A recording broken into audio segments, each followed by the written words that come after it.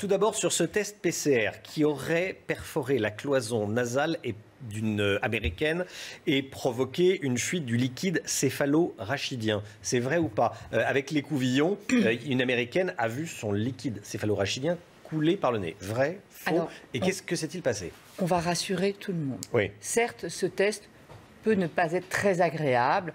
On peut parfois avoir un petit saignement parce que la muqueuse nasale est très vascularisée. En revanche, je vais vous montrer sur une petite animation et vous allez comprendre tout de suite pourquoi ça ne peut pas. Vous voyez là, au fond du coton-tige, il y a une muqueuse et il y a de l'os. On va le revoir encore en image.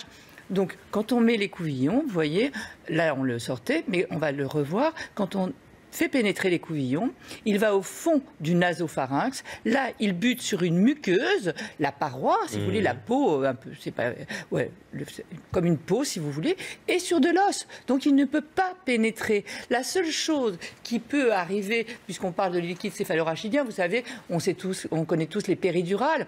Il peut y avoir exceptionnellement un accident avec une aiguille où là vous forcez, mais là non, il ne peut pas y avoir de brèche et avec une fuite du liquide céphalo-rachidien. Donc ça n'a pas percé la paroi du cerveau. Ça ne peut pas. Donc on va rassurer tout le monde. Là, il devait y avoir autre chose, mais on ne peut pas. Et on l'a bien vu sur cette image.